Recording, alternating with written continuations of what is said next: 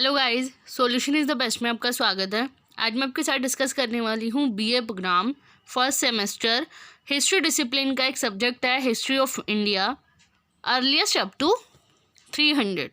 तो उससे रिलेटेड ये टॉपिक है। इससे पहले मैंने फर्स्ट और सेकंड यूनिट की वीडियोस बना दी थी, तो उसमें जो इम्पोर्टेंट क्वेश्चन आने वाले थे एग्ज़ाम्स में, जो आने के चांसेस हैं 101%, तो फर्स्ट और सेकंड यूनिट मैंने उसमें से कवर करवा दिया, जिसमें मैंने जो प्रारंभिक भारतीय इतिहास है उसको जानने के लिए विभिन्न स्रोतों का सर्वेक्षण किया जाता है, तो उससे रिलेटेड ये टॉपिक था। दूसरा यूनिट में मैंने बताया था पुरा पाषाण काल के बारे में कि मानव जाति का उद्भव हुआ था, मानव जाति का उद्भव वो किस प्रकार से हुआ था, कैसे हुआ था।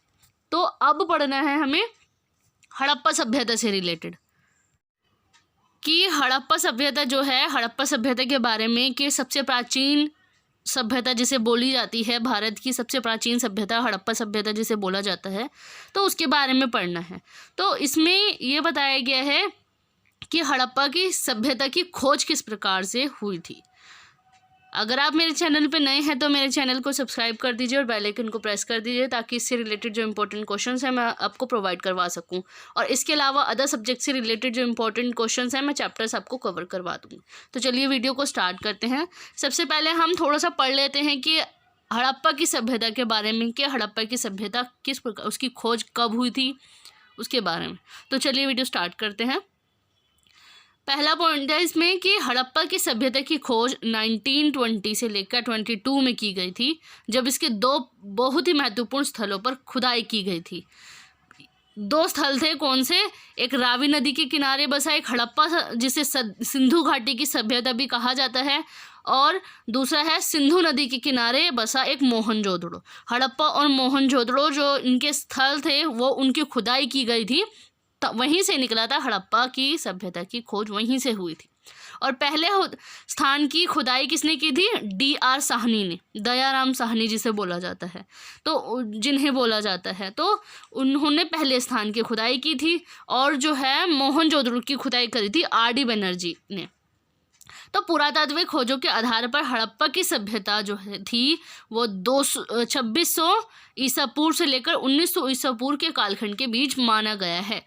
इन जो पुरातात्विक खोज जिन्होंने की थी, पुरातत्वविदों ने जो ये खोज करी थी हड़प्पा की सभ्यता की, तो इनको कालखंड इनको माना जाता है 2600 से लेकर 1900 ईसा पूर्व के बीच में ही इसका कालखंड माना जाता है कि ये जो हड़प्पा की सभ्यता थी इसी टाइम पर ही इसका विकास हुआ था, ये विकसित हुई थी। और ये विश्व के प्रांतिम सभ्यताओं में से एक है। प्राचीनतम सभ्यताएं मतलब कि सबसे पुरानी सभ्यताओं में से एक है हड़प्पा की सभ्यता।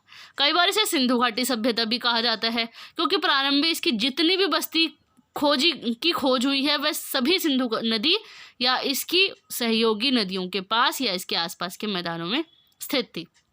कई बार इसे क्यों सिंधु घाटी की सभ्यता इन्हें इसलिए कहा जाता था क्योंकि इन्हीं के आसपास जो सिंधु घाटी मतलब कि ये नदी है, और नदी जो है वो सिंधु नदी और उसकी कुछ आसपास की नदियों के पास ये स्थित सभ्यता थी, जिसको सिंधु घाटी के नाम से भी जाना जाता था।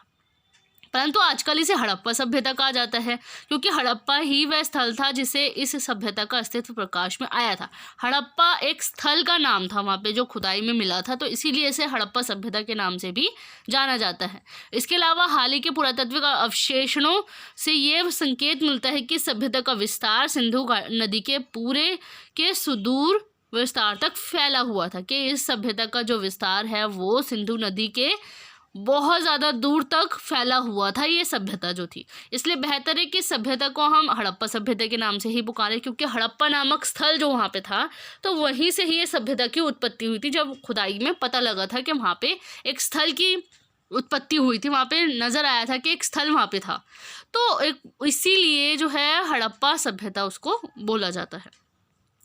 ये भारत की प्रथम नागरिक सभ्यता है और विश्व की अन्य प्राचीन सभ्यताओं जैसे मेसोपोटामिया और मिस्र की समकालीन है। हड़प्पा कालीन लोगों की जीवन और सभ्यता के संबंध में हमारी जानकारी सिर्फ पुरातत्विक खुदाई पर ही आधारित है, क्योंकि इस काल की लिपि को अभी तक पढ़ा नहीं जा सका है। क्योंकि ये जो सभ्यता है और वहाँ के लोगों की जितनी भी जो जीवन है वो कैसे रहते थे, वहाँ का सामाजिक जीवन, आर्थिक जीवन और वहाँ का व्यापार वगैरह के बारे में हम आगे भी पढ़ेंगे, तो उससे हमें जो पुरातत्वविदों ने जो खुदाई करी थी वहाँ पे स्थलों की जो खुदाई वगैरह की थी, तो वहाँ की सभ्यता के बारे में और वहाँ के लाइफस्टाइल के बारे में वहीं से ही हमें पता लगता है, क्योंकि वहाँ की लिपि अभी तक पढ़ी नहीं गई है, क्योंकि ये बहुत पुरानी सभ्यता जिसे बोला जाता है। तो इसीलिए वहाँ पे बहुत अभी तक वहाँ की लिपि मतलब एक प्रकार से देखा जाए तो ये एक वो होती है लैंग्वेज टाइप की, कि वो एक दूसरे की लैंग्वेज समझने के लिए इन लिपियों का इस्तेमाल किया करते थे। और हड़प्पा सभ्यता का उद्भव जो है वो अचानक नहीं हुआ था, इसका विकास धीरे धीरे हुआ था, नवपाषाण युग की ग्रामीण सभ्यताओं से हुआ था। नवपाषाण काल, मैंने लास्ट वीडियो में बताया था कि नवपाषाण काल युग जब शुरू हुआ था तो वहाँ पे सभ्यताएं वगैरह बसनी शुरू हो गई थी आगे। तो इसमें मेसोपोटामिया की सभ्यता भी इन्वॉल्व हुई थी, जिसमें हड़प्पा सभ्यता हो गया। तो ये सभ्यताएं उत्पन्न हुई थी उस काल में जब मानव जाति का उद्भव हुआ था, क्योंकि ऐसा हुआ था कि पुरापाषाण काल में क्या था कि मानव जो थे वो अपनी लाइफस्टाइल कैसे जीते थे, वहाँ पे औजार किससे बनाए जाते थे, पत्थरों से। तो धीरे धीरे उन्होंने अपना विकास करना शुरू कर दिया था। तो ये जो विकास है, हड़प्पा सभ्यता का विकास भी नवपाषाण काल में ही शुरू हुआ था, जिसमें पुरापाषाण काल, मध्य पाषाण काल और फिर नवपाषाण काल जिसमें आ जाता है, जिसमें आग की खोज वगैरह भी हुई थी। तो ऐसा विश्वास किया जाता है कि सिंधु नदी की उपजाऊ मैदानी क्षेत्र से अधिकतम उपज लेने के लिए बेहतर तकनीकों के उपयोग के परिणाम स्वरूप कृषि उत्पादन में वृद्धि हुई होगी, क्योंकि ऐसा हुआ था कि उस टाइम पे जब नवपाषाण काल युग शुरू हुआ था तो वहाँ की सिंधु नदी के पास जो उपजाऊ मैदानी क्षेत्र था, तो वहाँ से ये पता लगता है कि वहाँ की कृषि भी बहुत ज़्यादा होती थी वहाँ पे, क्योंकि वहाँ की उपजाऊ मिट्टी थी वहाँ की, तो वहाँ पे कृषि के भी संकेत वहाँ पे मिले हैं। और इसी के फलस्वरूप इतनी बढ़ती फसल पैदा हुई होगी, जिससे गैर कृषि आबादी के लोग और प्रशासकीय वर्ग इत्यादि के लिए खाद्य और उनके जीवन यापन के लिए उत्पादन उपलब्ध हुआ होगा। इससे दूर दराज के प्रदेशों के साथ विनिमय और व्यापारिक संबंध बढ़ाने में भी सहायता मिली होगी। इससे हड़प्पा के लोगों में समृद्धि आई होगी और वे शहर बसाने के योग्य बने होंगे। मतलब कि इन लोगों ने अंदाज़ा लगाया है वहाँ पे खुदाई करके उन्होंने ये अंदाज़ा लगाया है कि वहाँ की उपजाऊ मैदानी क्षेत्र होने की वजह से वहाँ की मिट्टी जो है, क्योंकि वो सिंधु घाटी की वो जो है सिंधु नदी के पास ही वो सभ्यता बसी थी, तो वहाँ की जो उपजाऊ मिट्टी थी उसकी वजह से उन लोगों ने अंदाज़ा लगाया था कि वहाँ पे जो कृषि है बहुत अधिक मात्रा में हुई होगी और वहाँ की फसलें भी बहुत ज़्यादा बड़ी होंगी। और इसी के बाद जो है प्रशासनिक वर्ग जो हैं गैर कृषि आबादी के लोग हो गए, कि जो लोग कृषि वगैरह नहीं करते हैं उन लोगों के खाने के लिए, और प्रशासकीय वर्ग के लिए, प्रशासकीय मतलब कि वहाँ का जो प्रशासन है, कानून वगैरह जो बनाते हैं, मतलब कि एक प्रकार से वहाँ का जो हेड वगैरह है उनके लिए, और जो कानून वगैरह हैं उन वर्गों के लिए। जैसे कि प्रशासकीय वर्ग अगर इंडिया में देखा जाए तो प्रशासकीय वर्ग एज अ कैसे बोला जाएगा कि जिसमें CM PM वगैरह ये सब इन्वॉल्व होते हैं। तो एक प्रकार से उस टाइम पर प्रशासकीय वर्ग भी था, तो उनके लिए भी खाने पीने के लिए और उनके जीवन यापन के लिए, उनकी लाइफस्टाइल के लिए वहाँ पे उत्पादन किया जाता था। और यहाँ तक कि जो दूर दराज के प्रदेश थे, दूर दराज के जो जगह थी, वहाँ पे भी इनका व्यापार किया जाता था। वहाँ पे इनका व्यापारिक संबंध भी इनका बहुत अच्छा रहा होगा, तो उन्होंने ये अंदाज़ा लगाया था। तो इसी चक्कर में और इससे हड़प्पा के लोगों में समृद्धि भी आई होगी और उन्होंने शहर बसाना शुरू कर दिया था। नवपाषाण काल युग के टाइम पर ही ये जो है इसके बारे में जो है उन्होंने शहर बसाना इसमें शुरू कर दिया गया था। अब ये तो थोड़े से जैसे कि प्रस्तावना के रूप में देखा जाता है कि प्रस्तावना में जैसे एग्ज़ाम में अगर पूछा जाए कि हड़प्पा सभ्यता से क्या है और उसमें हड़प्पा उसके उद्भव और विकास के बारे में, विस्तार के बारे में बताइए, या उद्भव और विकास के बारे में बताइए। या एक प्रकार से इसमें क्वेश्चन आ सकता है कि हड़प्पा सभ्यता की जो सामाजिक, आर्थिक और धार्मिक स्थिति कैसी थी और वहाँ के व्यापार वगैरह, वाणिज्य व्यापार के बारे में भी बताना होगा।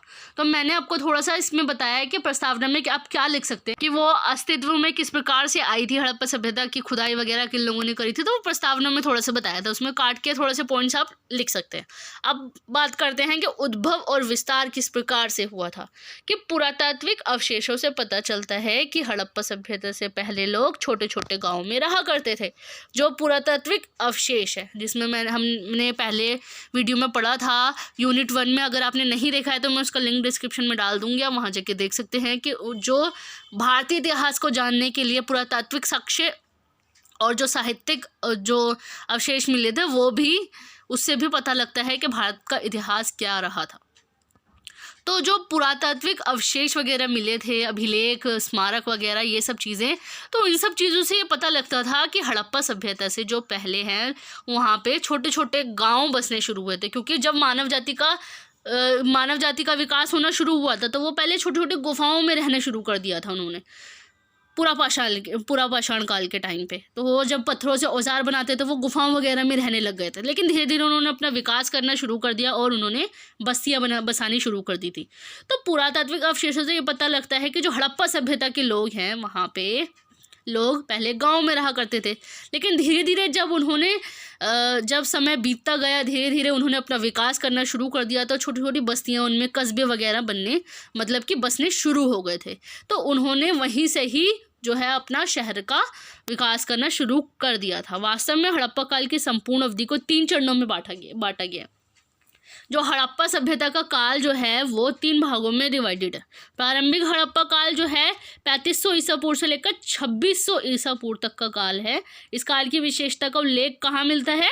जब मिट्टी से बने ढांचे वगैरह वहाँ पे, और जो स्टार्टिंग में उन्होंने व्यापार करना शुरू किया था कृषि वगैरह का, और कला और शिल्प आदि में ये चीज़ देखी गई है, उसके प्रमाण वगैरह वहाँ पे देखे गए हैं।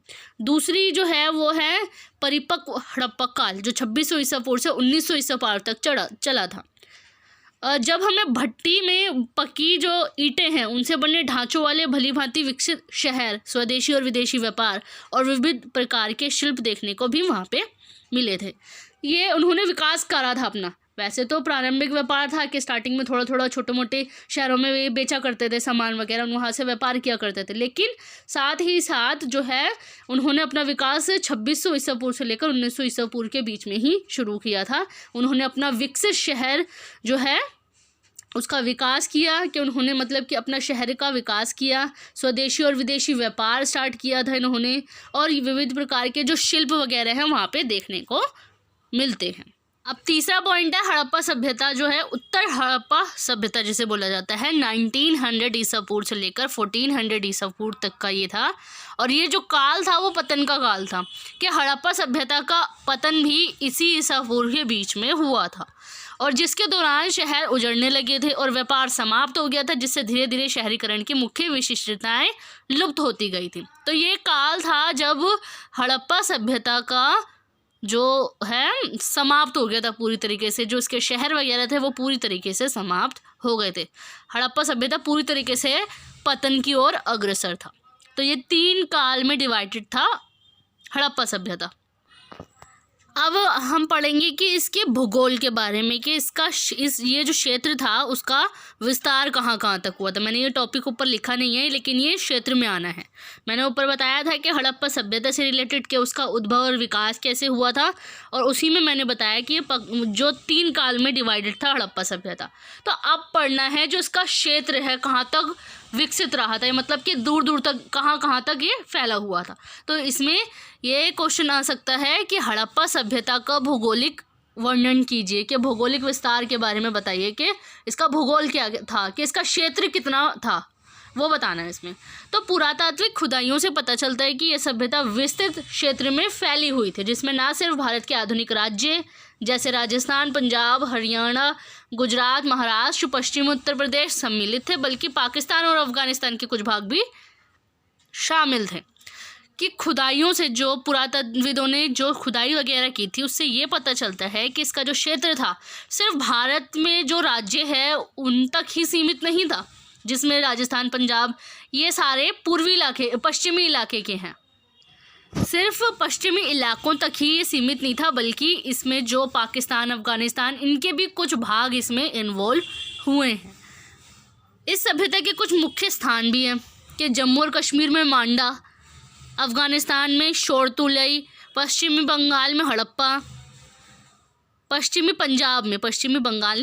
पंजाब जो पाकिस्तान में है करंटली तो हड़प्पा, सिंध में मोहनजोदड़ो और चन्हुदड़ो, राजस्थान में कालीबंगन, गुजरात में लोथन और धोलावीरा, हरियाणा में बनवाली। तो ये सब कुछ स्थल वगैरह हैं जो मिले थे उस राज्यों में, जो हड़प्पा के कुछ अवशेष मिले थे।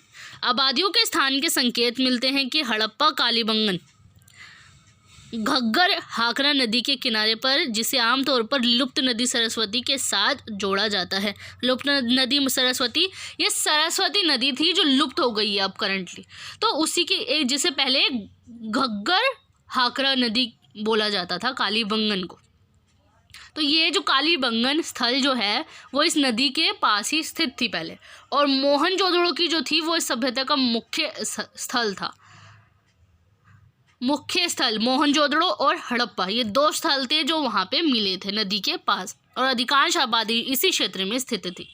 मिट्टी की किस्म, वातावरण और रहन सहन की पद्धति के परिप्रेक्ष्य में इस क्षेत्र की कुछ सामान्य विशेषताएं भी रही थी, और यहाँ की भूमि जो थी वो समतल थी और सिंचाई और जल आपूर्ति के लिए मानसून और हिमालयी नदियों पर निर्भर थी, क्योंकि यहाँ की जो नदी थी वो उससे तो सिंचाई वगैरह होती थी, खेती वगैरह अच्छे से होती थी, और वहाँ की जो मिट्टी थी बहुत ज़्यादा समतल थी, उपजाऊ मिट्टी थी वहाँ की, और यहाँ के जो थी वो विशिष्ट भौगोलिक विशेषताएं और कृषि पशुपालन संबंधी अर्थव्यवस्था इस क्षेत्र के प्रमुख लक्षण थे।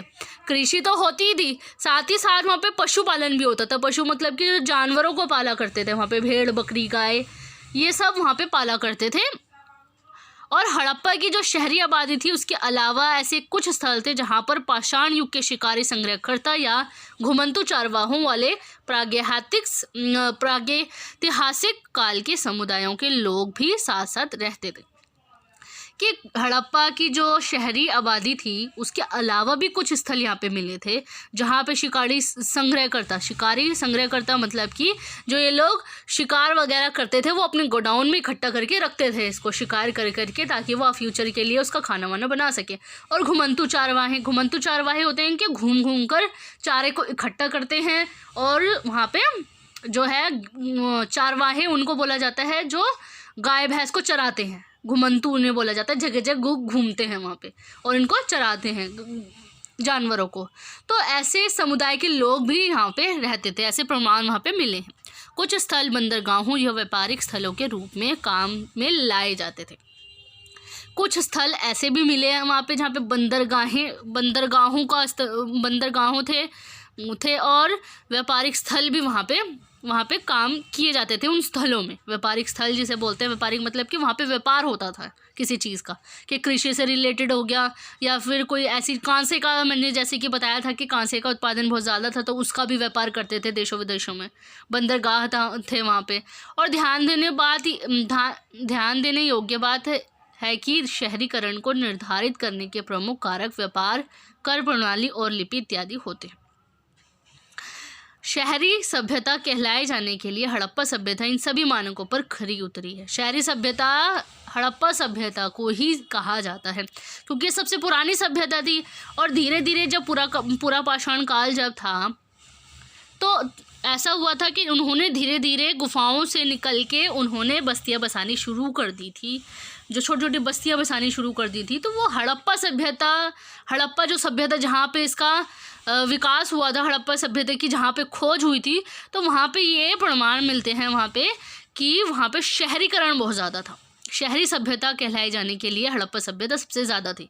इसके अलावा मेसोपोटामिया भी था कि वहाँ पे शहरीकरण होता था, लेकिन उससे पहले थी हड़प्पा सभ्यता जो सबसे पुरानी सभ्यता भी थी और ये शहरी सभ्यता के नाम से भी जानी जाती है। तो ये थे भौगोलिक इसका विस्तार। अब मैं आपको बताऊंगी नेक्स्ट वीडियो में इसका जो नगर नियोजन है, आर्थिक स्थिति कैसी थी, सामाजिक स्थिति कैसी थी और वहाँ का व्यापार वाणिज्य वगैरह क्या था। तो वो भी टॉपिक आ सकता है एग्जाम में, तो मैं नेक्स्ट वीडियो में आपको ये कवर करूँगा। Thanks for watching my video.